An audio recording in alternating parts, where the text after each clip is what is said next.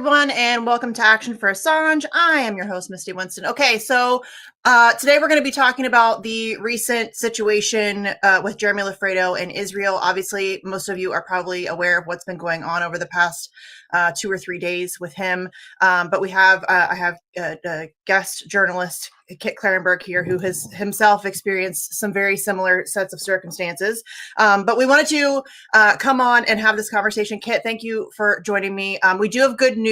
It does appear that Jeremy has been released from jail.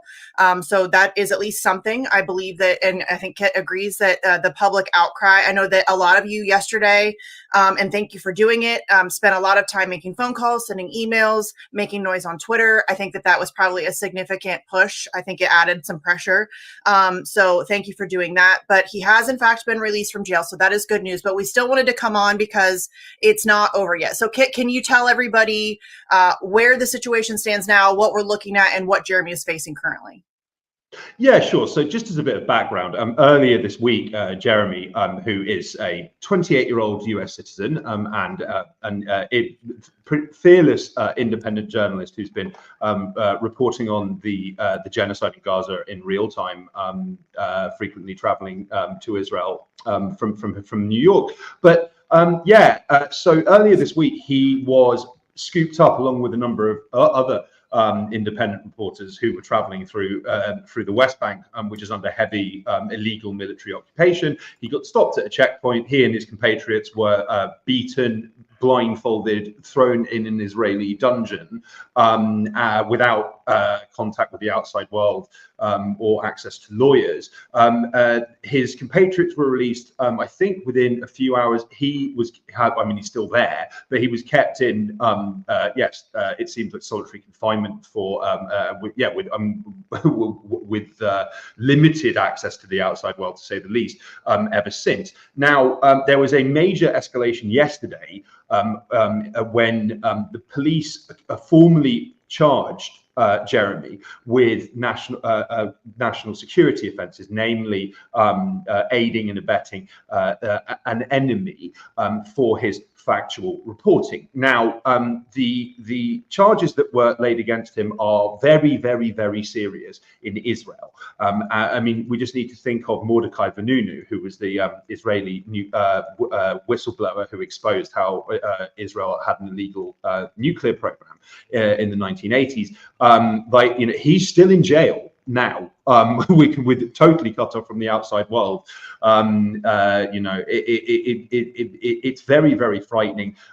Even the head of a local NGO in Israel called Bat Shelem, which documents abuses by the Zionist entity authorities against the Palestinians. The head of that organization, an Israeli Jew, she gave a speech to the United Nations Security Council earlier this year, talking about Israeli war crimes against Palestinians. There were calls from the ruling Likud party, this is Netanyahu's party, for her to be formally prosecuted under the same offences as Jeremy, and there was talk of her getting life imprisonment or the death penalty for giving a speech.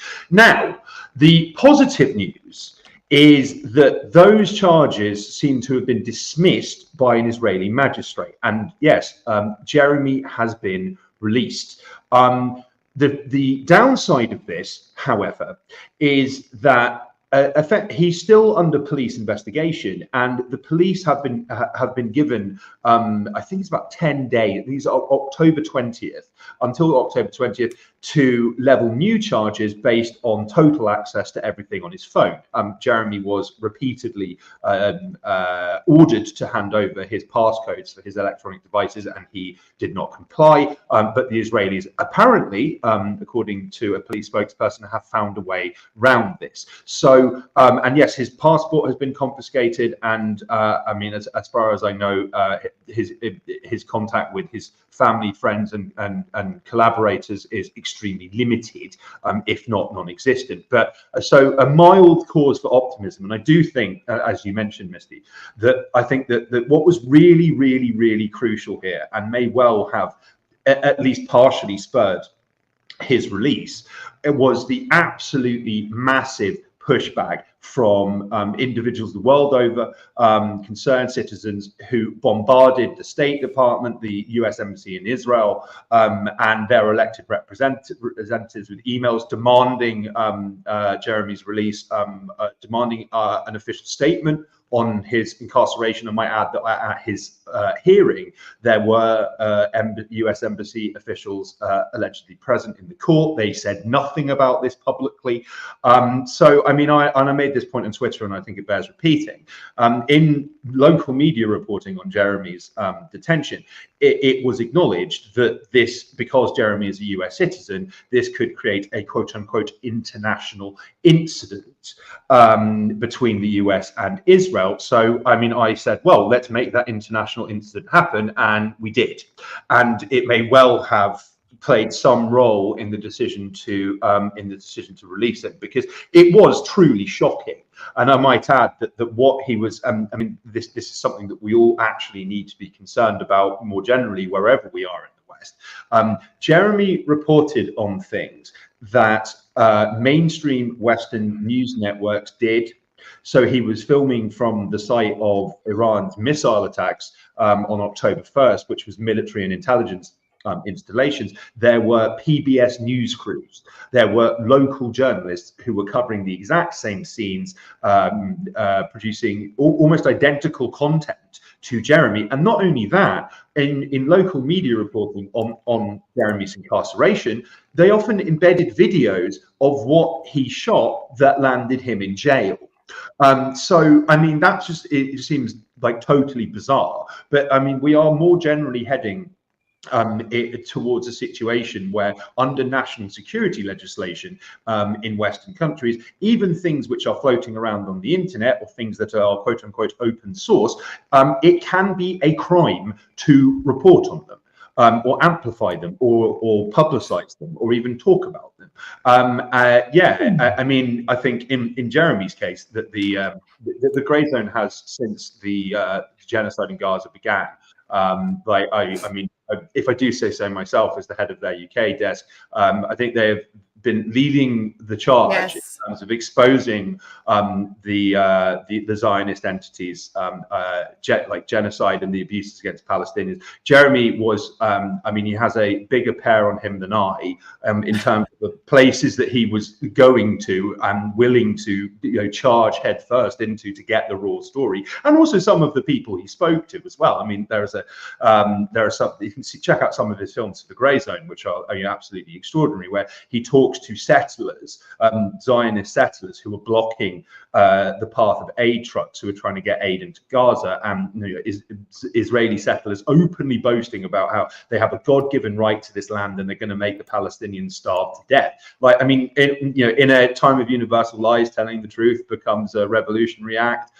What Jeremy was doing, and I think the Grey Zone has been doing, is extremely dangerous to so many long-standing narratives about the kind of state Israel is and what it is actually doing. I mean, admittedly, that they're kind of doing our job for us in terms of their biblically influenced public statements about the need to eradicate Gentiles and all sorts of other claims to be on a God-sent mission to conquer the lands comprising Lebanon.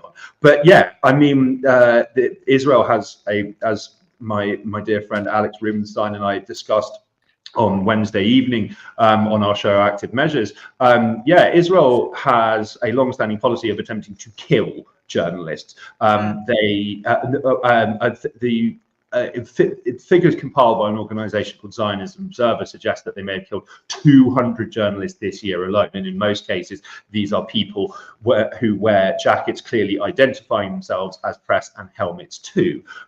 Usually in war zones, that is a very clear sign to warring factions to leave this person alone. No, they've been systematically gunned down. There was a dear friend of most Palestinian journalists, Wafa al-Adayni, who was killed along with her entire family in a targeted IOF airstrike, and she had been, like so many other Palestinian truth tellers been receiving calls in the lead up to this, threatening her with certain death. She didn't stop what she was doing, and she carried on going. So no prizes for guessing why it is her entire family was murdered by the IOF. Yeah. Yes. And again, yes, I think that the gray zone, and I regularly try to give as much credit as humanly possible. As everybody knows, I love journalists, and I don't mean the Chris Hayes and Rachel Maddows of the world. I mean actual journalists, people like Jeremy, who are not afraid to go to the places that they're reporting on, put themselves in actual physical danger in order to bring us the stories and the information that we are not getting from our own mainstream media. And that's exactly what Jeremy has done. And the gray zone has led the way, and has for a long time, on Israel. This is not a new subject matter for Max or Aaron, or this is something, or Anya. This is something that they've been covering for a very long time. But I think in particular, since October 7th, they've really stepped up their game. I do just really quickly want to shout out Max's recent documentary. For those of you who have not seen it yet, he just recently released a documentary. I'm going to pull up, whoops, wrong one. It's called Atrocity Inc., How Israel Sells the Destruction of Gaza. So you can find that on the Gray Zone News. You can also find it on Max's Twitter timeline as well. Go and watch this. It's only 45 minutes long. It does a really good job of getting a lot of information out in a very concise and easy to digest. And I mean, listen, it's not easy subject matter. This is not going to be, a rom-com. This is going to be a difficult watch, but it is very important, I think, for people to go and educate themselves, and also share this, because I'm sure everybody understands, this will get hit by the algorithm. This will be really difficult. I don't know why that's not, did that even come up? No. Okay. Yeah, I mean, I think here we go.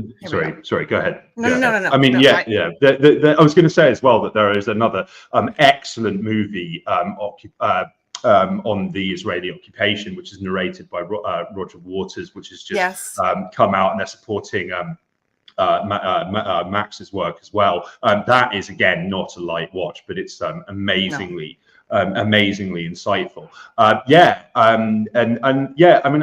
mean, there is a wider pattern here as well of brutal crackdowns on Palestine solidarity voices and independent journalists. In the UK, in the past few weeks alone, first Richie Medhurst, who's a very popular independent journalist who ran for Parliament in the UK's most recent election and did not too shabbily on a pro-Palestinian independent platform.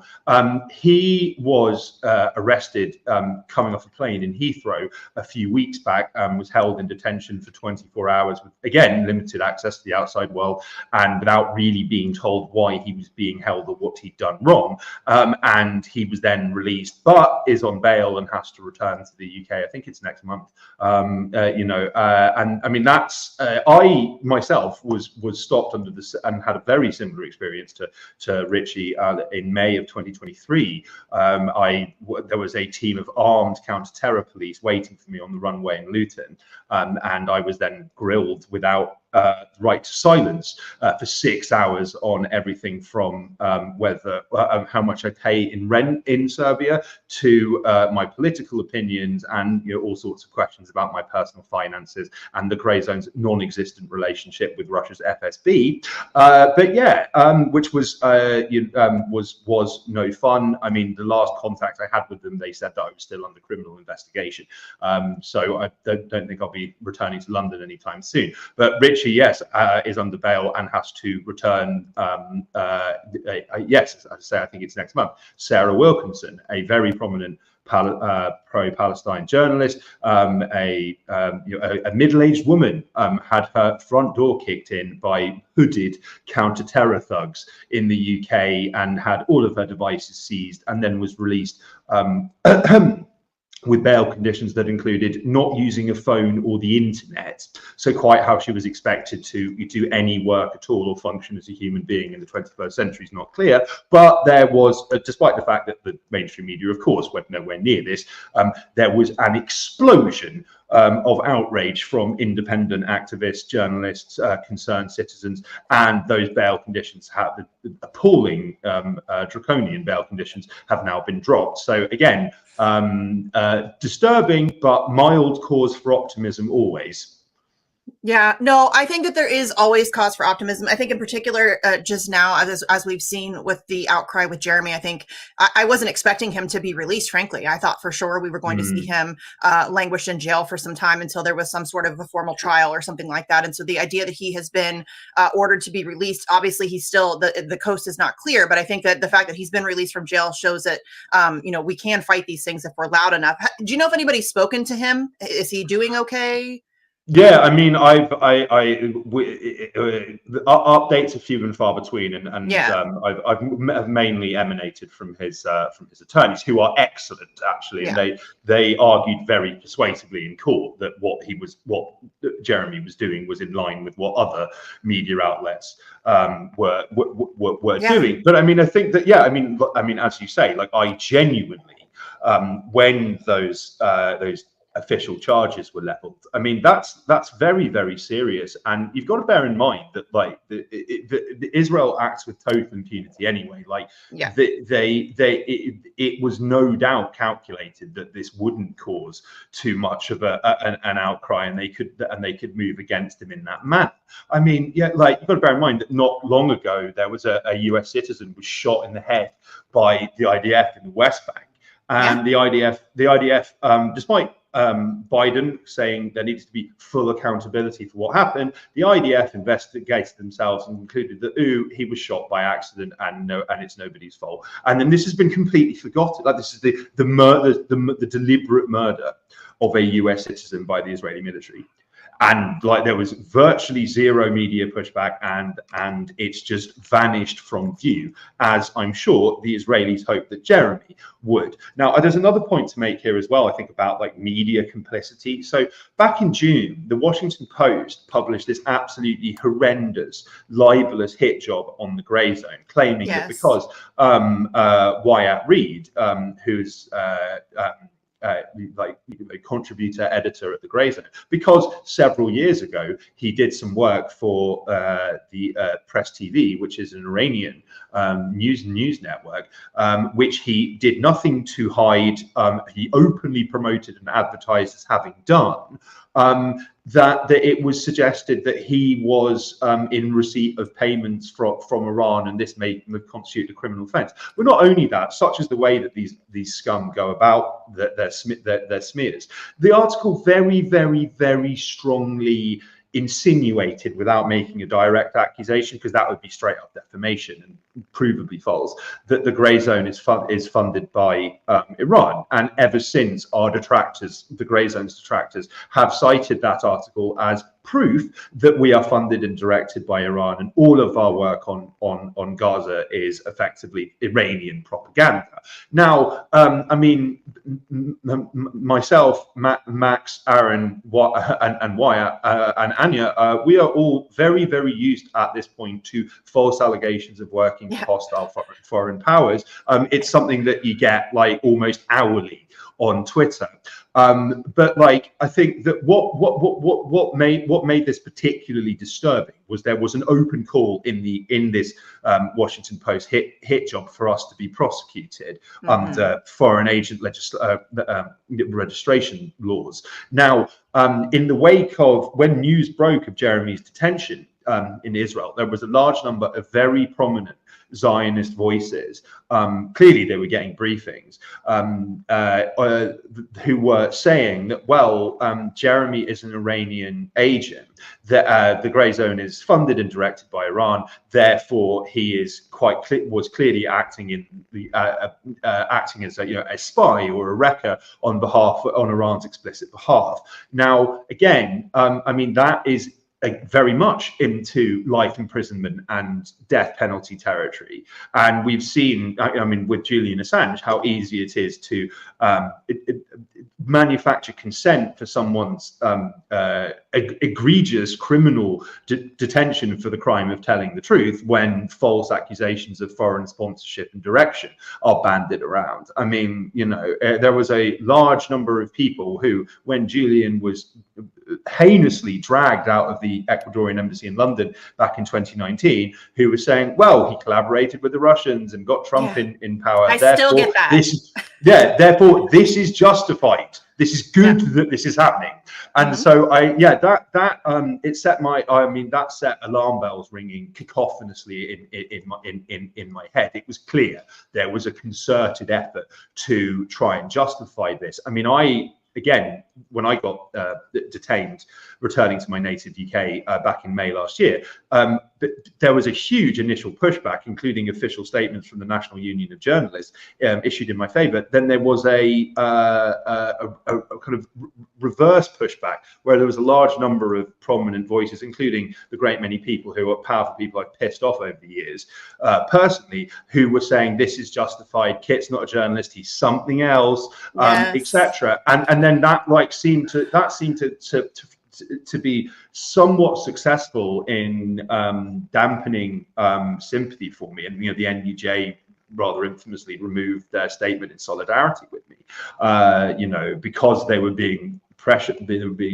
by state assets. But yeah, I mean, so I think if in the hopeful event that Jeremy is released without charge and free to return to his native US in a manner of days, I think this would have been very much like a lucky escape in many ways. And although it's not so lucky, because what happened was a large number of people all over the world registered their disgust and anger and were made clear they weren't going to let this drop.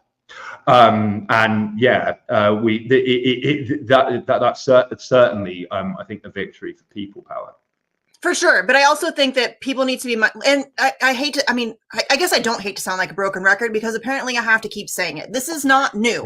This is, as you just mentioned, Julian Assange. It didn't even start with Julian Assange. Obviously, that was the most egregious case. This was a man who was held for over a decade, subjected to psychological torture and physical torture.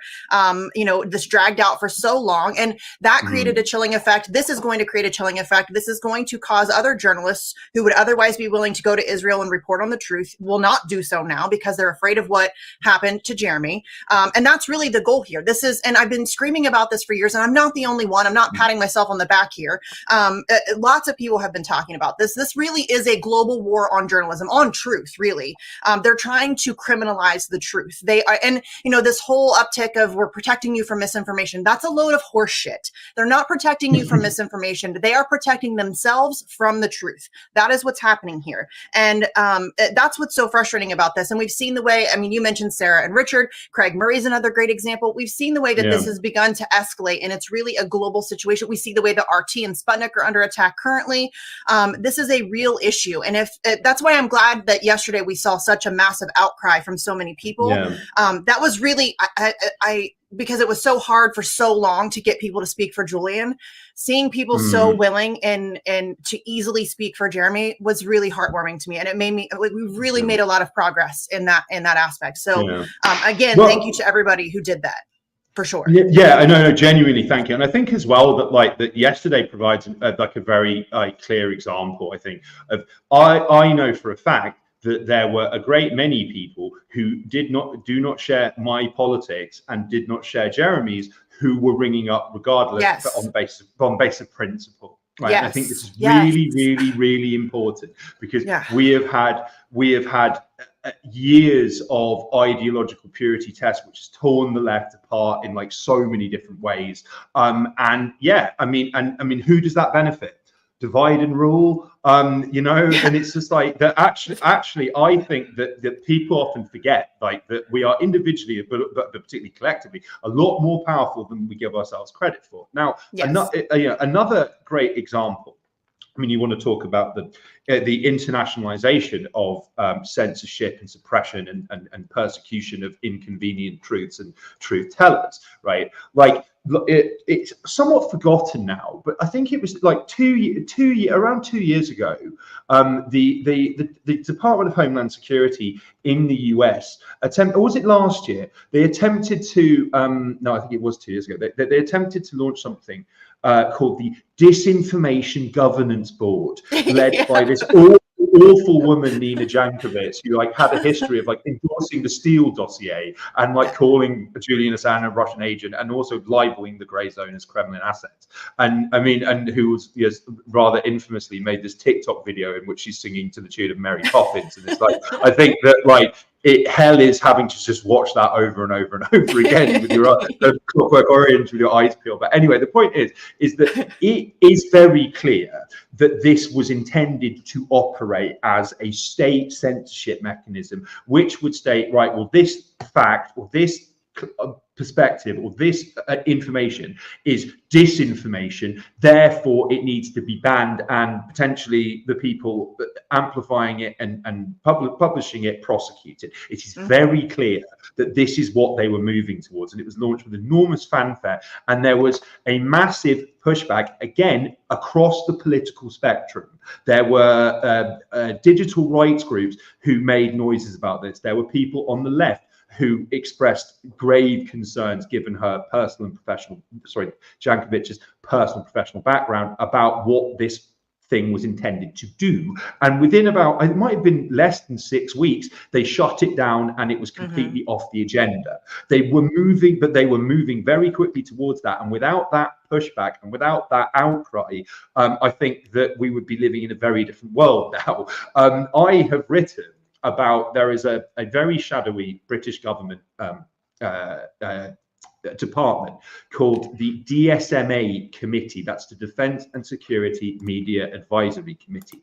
They effectively dictate what, it's run by the Ministry of Defence, MI5 and MI6, which is Britain's foreign and domestic intelligence services, and they dictate what can be reported on and how on matters of national security. Now, in theory, this is just advisory, so they can't like legally force you to not publish information, but journalists know that there are going to be consequences if they don't comply. So it's never been broken, this system. So they write to the heads of major newspapers and say, "Ooh, this story has broken or is about to break, and we would really prefer it if you'd be so kind as to just not say anything about it. Yeah, be a good sport." And then journalists comply 100% of the time. The Edward Snowden leaks in 2013, the entire British media ignored it. This was like a global story which was reported in every corner of the world, and the British media, with the exception of The Guardian, didn't acknowledge its existence. This like kind of generational scandal of mass spying by GCHQ and the NSA, right? So that's how effective it is. They pulled the same trick with WikiLeaks a couple of years earlier. I think it was the Afghan war logs they managed to just completely censor in the British media.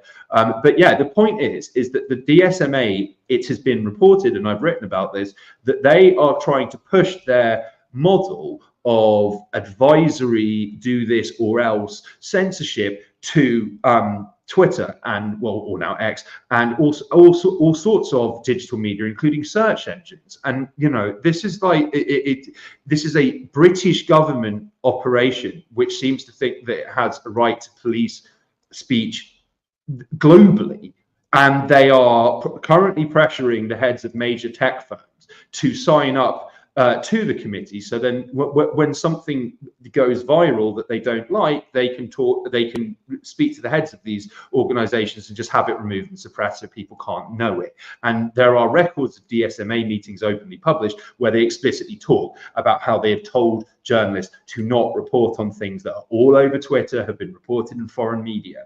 Okay, so this is, again, ties in with Jeremy. What Jeremy was doing was being done by PBS quote unquote journalists on the ground, by Israeli journalists, the exact same scenes, and he is being penalized and was facing prosecution under the most draconian national security laws in the entire world. But they weren't. It was similar with when Craig Murray got sent to prison for contempt of court for reporting on the trial of Alex Salmond. He reported on information which the mainstream media also reported on, but he was prosecuted successfully and then jailed for 6 months for publicizing this information. And the judge, in her summing up, said, well, independent journalists need to be held to higher standards than the mainstream media and face more severe penalties because reasons. Yeah. Yes, and they did the same thing with WikiLeaks. WikiLeaks Yes. worked with 5 major global publications to publish that information. The only person who was ever facing prosecution was Julian Assange. It's very bizarre to me. And in fact, some of those publications published things before WikiLeaks even did. So that's exactly how they get around this stuff. They pick and choose who they want to prosecute. And we know the way that the mainstream media is fully in the pocket of these people. This is not new. I mean, John Stockwell talked about it years ago. They have complete control over the mainstream media. They own the mainstream media. And WikiLeaks, in fact, revealed in 2016 leaks that, there's dozens of mainstream journalists who were having off-the-record meetings with Hillary Clinton's campaign. They were going to dinner parties. Glenn Thrush very famously sent an article to the Hillary Clinton campaign prior to publishing and said, listen, I realize that this makes me a hack, but if you want to read this over and make any necessary changes before I published it, you just let me know. I mean, that's what we're dealing with in mainstream press. So that's why it is so vital to stand up for people like Jeremy, like Gray Zone, who are actually going out there and doing adversarial journalism, who are looking for truth, who are combating mainstream narratives. I mean, we're close to losing all of that. They really do want full control over the narrative, and they're close to getting it. I mean, it's a terrifying prospect, but the way that this is playing out, it just continues to escalate. So, okay, I don't want to keep you too long. What can we do now, or should we be doing anything? I don't want to hurt Jeremy's situation in any way by, causing any unnecessary uproar or whatever, but should we be continuing to apply pressure? Should we be continuing to email the embassy in Israel? What should we be doing in order to help him the best way that we can moving forward? Well, I mean, I think just keep drawing attention to what has happened to him, and indeed, other precedents: Richie Medhurst, Craig Murray, Sarah Wilkinson. Let's not forget that this is a state of yourself. Threat. But indeed, little old me. Never forget. But we should also, never forget there is more of us than there are them.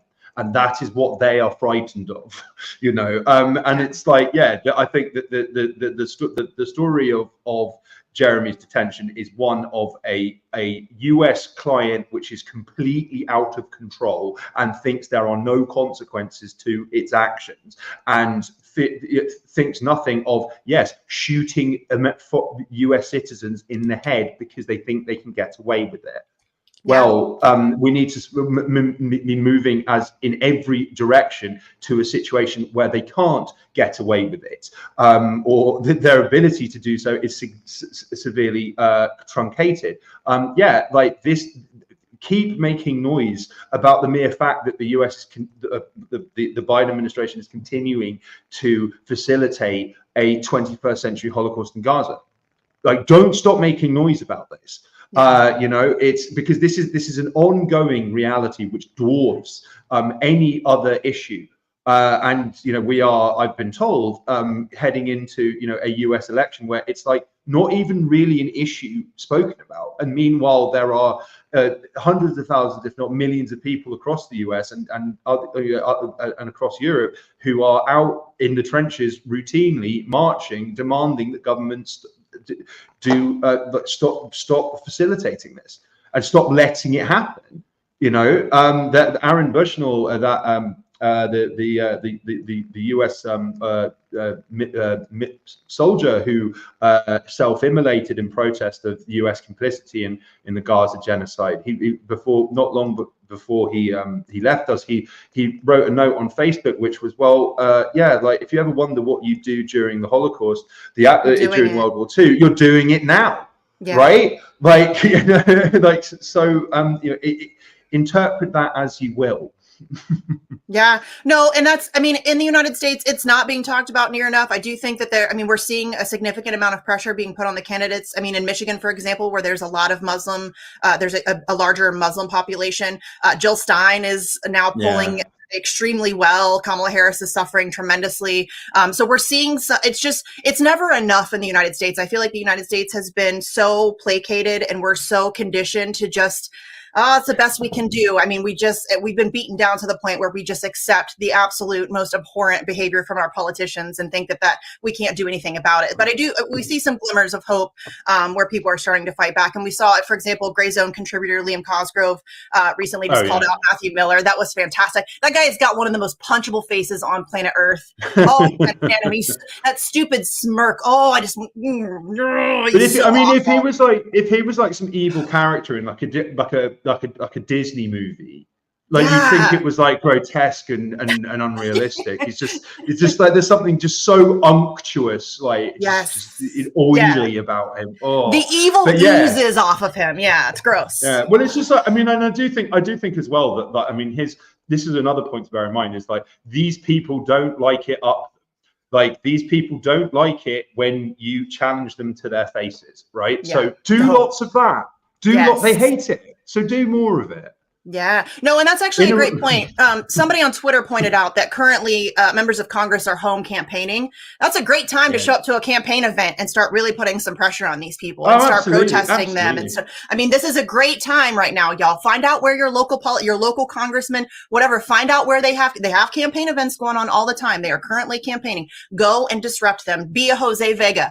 Go and disrupt them. Be loud. Put pressure on them. That's the only way that we can really effectively fight back against this. So obviously, y'all, if you want to, Jeremy's story is not over. Again, he has been released from jail. As Kit mentioned earlier, the cops now have the 10 days to dig into his devices, and who knows what will come from that. We have no idea.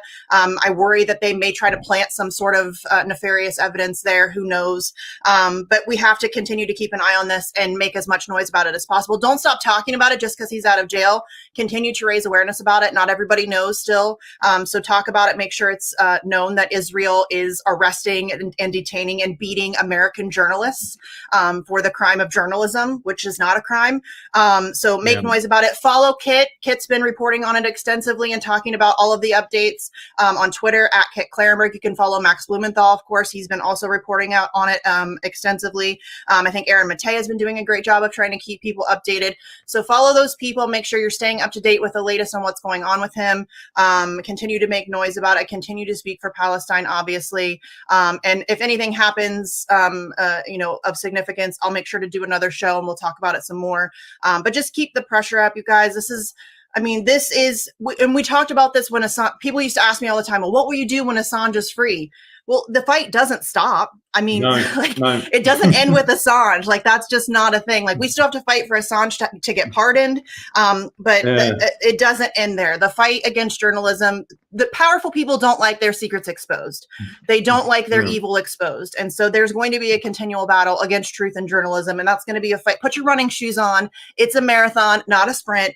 And when something like this happens, we have to make sure that we are loud and that we are solidified. We need to stand together despite political ideological differences and fight back against this stuff. So just keep an eye on this. We'll make sure to bring you any updates or any additional information as it comes out. So Kit, thank you for joining me to talk about this. Yeah, I appreciate you taking the time. I know that you're a busy guy. So thank you for joining me. And again, we will be keeping an eye on this. And if there's anything else that happens, I'll make sure to jump on here and keep you guys informed. So I appreciate you guys. Thanks to everybody in the chat for hanging out with us. And please go and keep tweeting about Palestine and Jeremy and what's happening to him. So we will see you soon. Thank you so much for joining us. Have a good one, guys. Peace out.